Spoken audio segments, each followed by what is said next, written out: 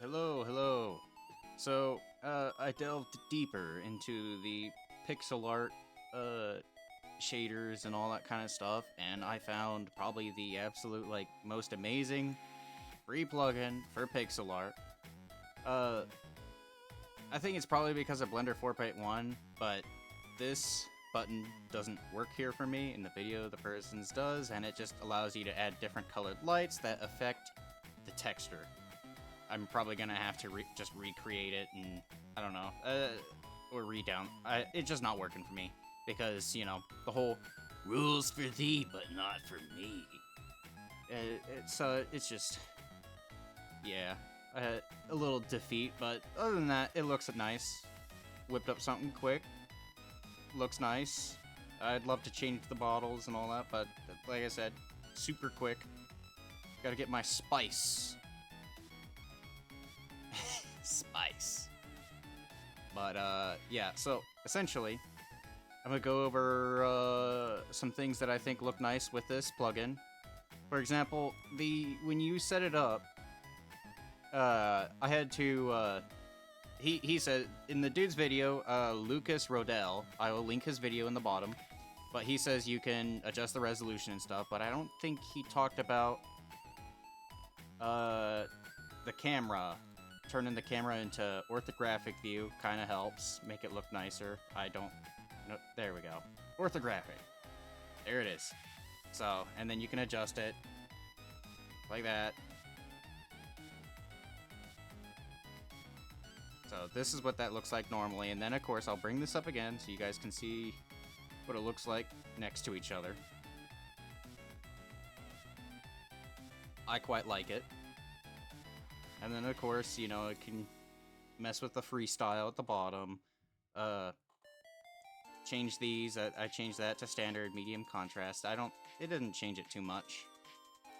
But, a little change I say you can probably do with his, shader, it is add in a hue and saturation. Instead of going through all the effort of changing each and every one of these, because you click, and it's just like, oh, now I work. Sometimes it just, look, say I'm clicking this multiple times, but I like to have instant easy access. So I'm gonna click on the bottles, look for its green color. This is the green color, and then now I can just turn them into yellow bottles or whatever. It's super easy. And, but you can mess with these values to give different contrasts and stuff, but if you want easy access, just slip this in here. It's really easy, you just go like this, bam, done. You just add it, you Shift A, type it in, hue and saturation, there we go. You can even add a contrast one if you want. But another change that I think you can mess with, because I don't think he talked about this one either, is messing with this value.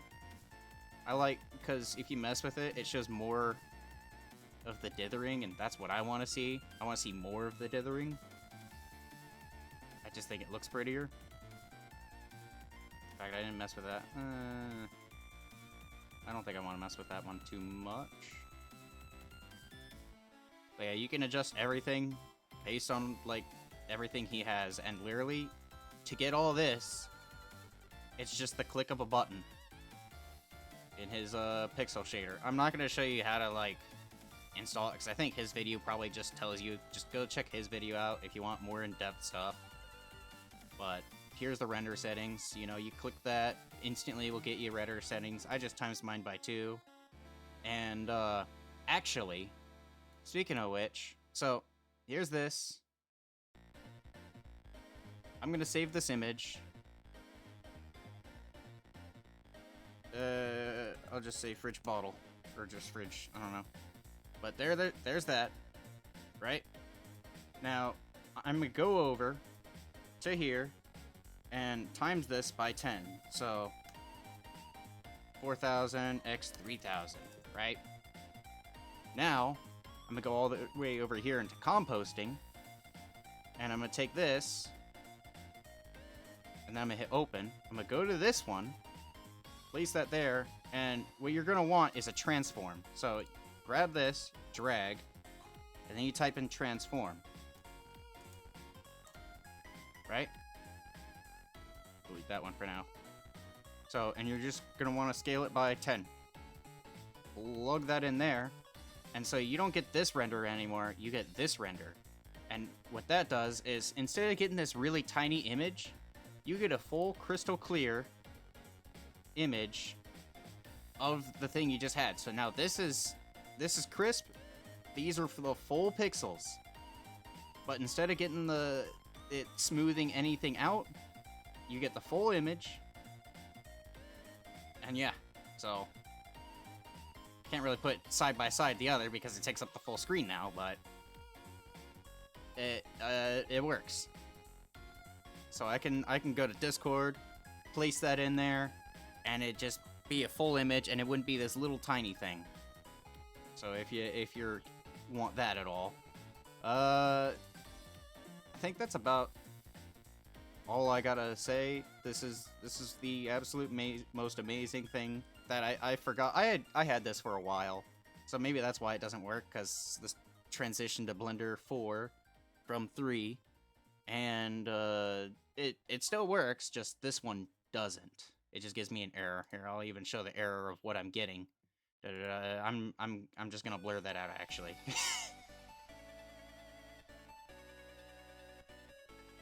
But yeah, so I get an error essentially, and I think the fridge looks nicer with doing this. So like, I guess maybe like your colorless values, you can probably, yeah, there it is again. I keep forgetting where it is.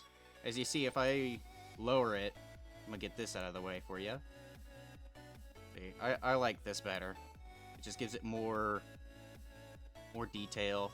The dithers kind of start to encroach upon each other instead of leaving this open gap. I don't really like that gap much. I really like this. Click of a button, and I've got this, and I don't have to keep setting it up. This was made by Giga Chad, Lucas Rodell. Sorry if I don't say your name right, but I'm gonna link his video in the description, and yeah. Also, where I got the plugin to, I'll link that as well. And that's that. Just whipped this up just to talk about this. This is an amazing plugin. I was having a hard time finding what I wanted, and I realized that it was right in front of me this entire time. I made that entire, like, fake dithering thing in order to realize I actually had it. I actually had a plugin that just made the texture on the spot. And if it worked properly, I'd get an even nicer version that the lighting affects. So, mine doesn't work properly. Rules for thee, but not for me. And yeah, that's that.